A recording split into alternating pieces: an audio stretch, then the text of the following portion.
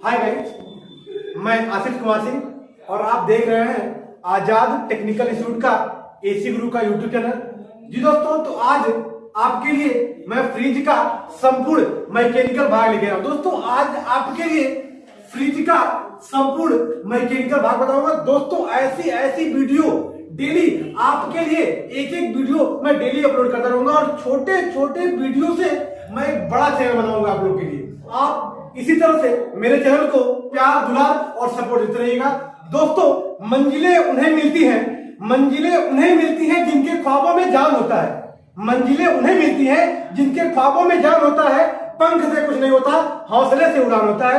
दोस्तों, तो आइए आपके लिए मैं मैकेनिकल सिस्टम का फिर से समझाता हूं पूरा। जी दोस्तों, तो जैसा कि आपको कल मैकेनिकल सिस्टम के बारे में बताए थे कि फ्रिज के जिन जिन भागों में गैसों का संचार होता है या गैसें घूमती है, उसे फ्रिज का मैकेनिकल सिस्टम या मैकेनिकल भाग कहा जाता है। दोस्तों, एक बार फिर से रिपीट कर रहा हूं, फ्रिज के जिन जिन भागों में गैसें घूमती हैं या गैसों का संचार होता है, उसे फ्रिज का मैकेनिकल सिस्टम या मैकेनिकल भाग कहा जाता है। दोस्तों, मैकेनिकल सिस्टम में 5 पार्ट होते हैं। जैसा कि कल आपको बताए थे, मैकेनिकल सिस्टम में 5 पार्ट होते हैं। जैसा कि कल के वीडियो में मैं आपको बताया था कौन कौन से पार्ट होते हैं। पहला कंप्रेसर, दूसरा कंडेंसर, तीसरा पार्ट होता है फिल्टर, चौथा कैपिलरी ट्यूब, पांचवा इवापोरेटर होता है। एक बार फिर से रिपीट कर रहा हूं, फर्स्ट पार्ट कंप्रेसर, दूसरा है कंडेंसर, तीसरा पार्ट है फिल्टर, चौथा है कैपिलरी ट्यूब और पांचवा पार्ट है इवापोरेटर। तो दोस्तों, आइए इसके बारे में साक्षात ब्लैक बोर्ड पर फिगर बनाकर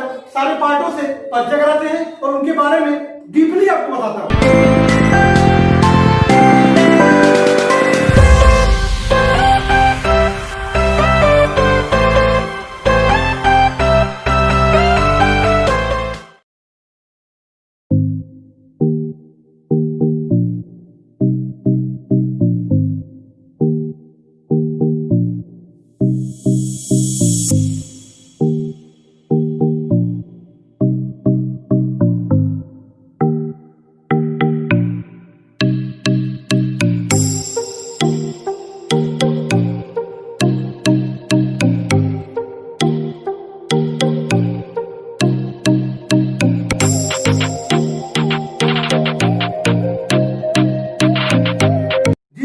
तो जैसा कि फ्रिज के मैकेनिकल भाग का संपूर्ण पार्ट आपके ब्लैक बोर्ड पे बन चुका है, तो आइए इन पार्टों से स्टेप बाय स्टेप परिचय कराते हैं कि कौन से पार्ट है, क्या कार्य करते हैं। तो आइए सीधे आपको सारे पार्टों से परिचय कराता हूं।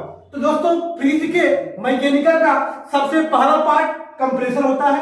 सबसे पहला पार्ट कंप्रेसर एक प्रकार का मोटर होता है। दोस्तों, कंप्रेसर एक प्रकार का मोटर होता है। इसको जब ऑन करेंगे, जब इस कंप्रेसर को ऑन करेंगे तो ये कंप्रेसर करता क्या है, सक्शन लाइन से गैस को खींचता है। कंप्रेसर को जब चालू करेंगे, ऑन करेंगे, तो ये सक्शन लाइन से गैसों को खींचता है और डिस्चार्ज लाइन से गैसों को बाहर करता है।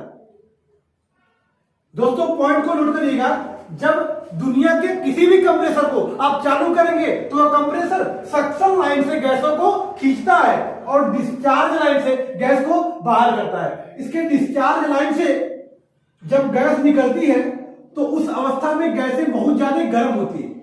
क्या होती है? हीट होती है।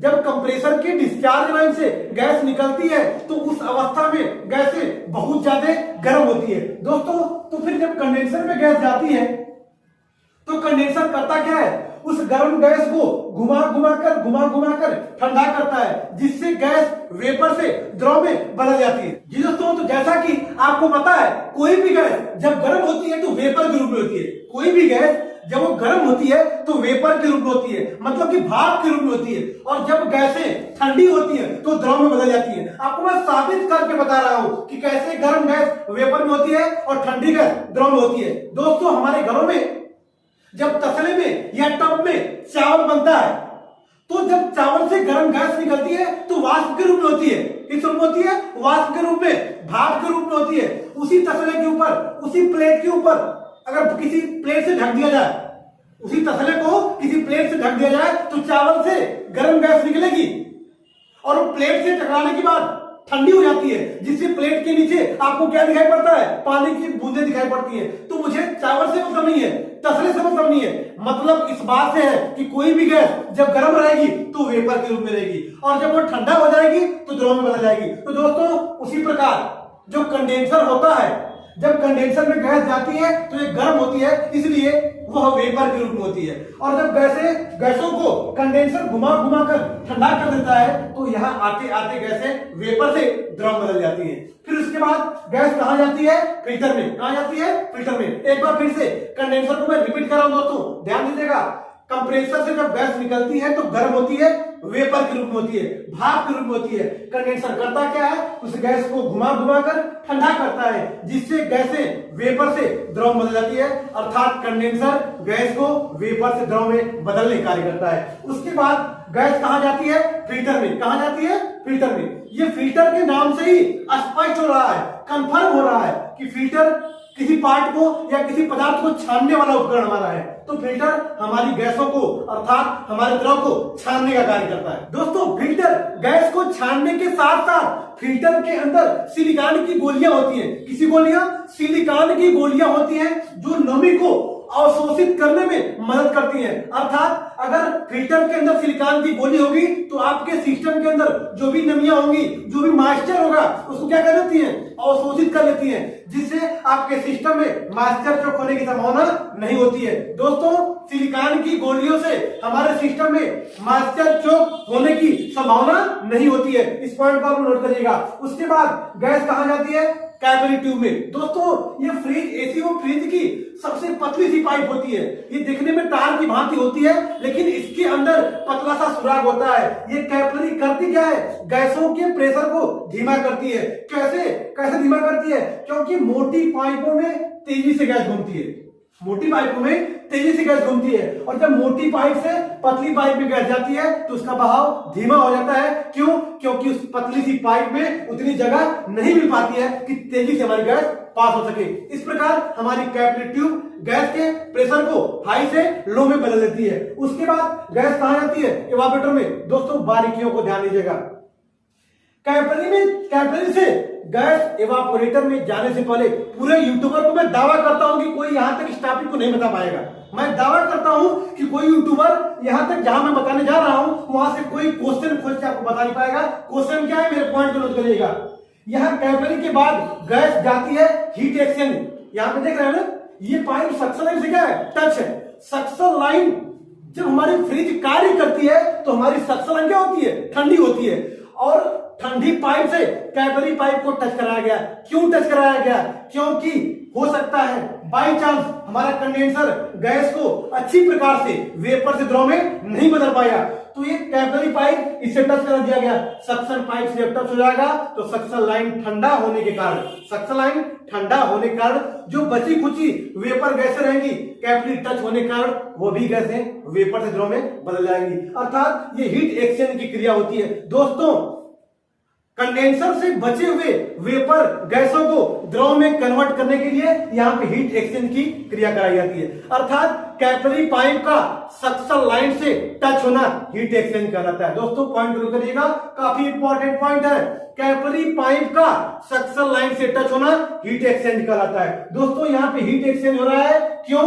क्योंकि बाई चांस कंडेंसर की बची हुई वेपर गैसें यदि द्रव में नहीं बदल पाई हैं तो यहां पे हीट टच होकर वो द्रव में बदल जाती हैं। उसके बाद गैस कहां जाती है? इवापोरेटर में। दोस्तों इवापोरेटर क्या करता है? फ्रिज का जो इवापोरेटर होता है क्या कार्य करता है? यह किसी वस्तु या स्थान की गर्मी को खींचता है। एक बार फिर से पॉइंट नोट करिएगा। इवापोरेटर क्या करता है? किसी वस्तु या स्थान की गर्मी को खींचता है और वहां पर अपना कूलिंग का प्रभाव छोड़ देता है, जिससे वस्तु या स्थान ठंडी हो जाती है। जी दोस्तों, तो जैसा कि आपको इवापोरेटर के बारे में बताया है कि इवापोरेटर किसी वस्तु या स्थान की गर्मी को खींचता है और वहां पर अपना कूलिंग का प्रभाव छोड़ता है, जिससे वस्तु या स्थान क्या होती है? ठंडी हो जाती है। दोस्तों इवापोरेटर कहां होता है और कैसा होता है, आइए उसके बारे में डीपली मैं बताता हूं। दोस्तों जब फ्रिज का दरवाजा खोलेंगे, जब फ्रिज का दरवाजा खोलेंगे तो सबसे ऊपर वाला भाग जो एल्युमिनियम का होता है, जिसमें कैप लगा होता है, ढक्कन लगा होता है, इसको खोलते हैं, जिसके अंदर फ्रिज का बॉटल रखते हैं डायरेक्ट अंदर।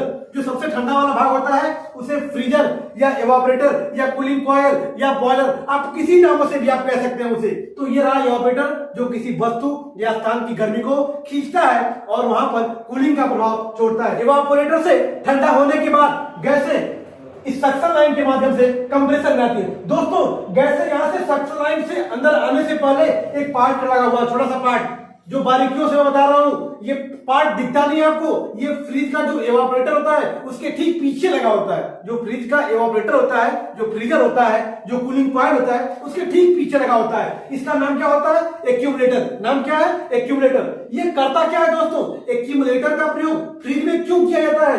क्योंकि यह बाई चांस एवापोरेटर गैस को द्रव से वेपर में नहीं बदल पाता है।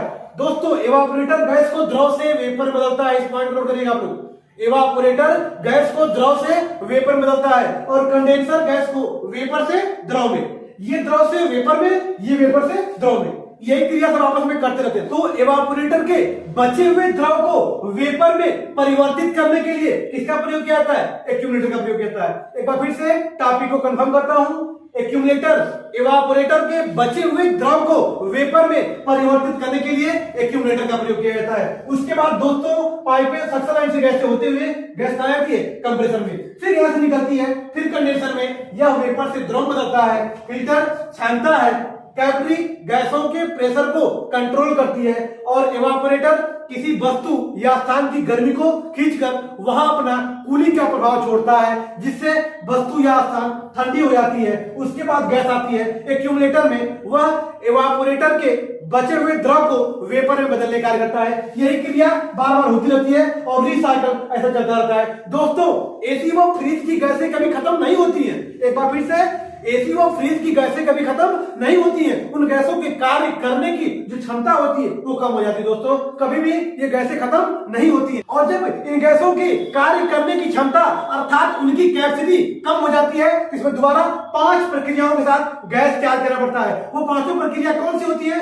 इसकी आगे वाली वीडियो में मैं आप लोगों को डाल दूंगा। फिर दोस्तों तो जैसा कि आपको हम मैकेनिकल पार्टों से, सारे पार्टों से परिचय करा दिया हूं, अब आइए, अभी तक तो आपको ब्लैक बोर्ड पे समझाया हूं, अब आइए इन पार्टों से साक्षात आपको मिलाते हैं या उन पार्टों से परिचय कराते हैं। जी दोस्तों, तो जैसा कि आपको फ्रिज का संपूर्ण मैकेनिकल भाग अब तक तो मैं ब्लैक बोर्ड पे बताया हूं, अब आपके लिए मैं साक्षात लेकर आया हूं। तो आइए दोस्तों इनकी बारीकियों से, एक एक पार्टों से मिलाते हैं आपको, और वो पार्ट क्या करते हैं, अपना फ्रिज में क्या योगदान देते हैं, उन बारीकियों को बताता हूं। तो सबसे पहला पार्ट ये कंप्रेसर है। दोस्तों ये क्या है? कंप्रेसर।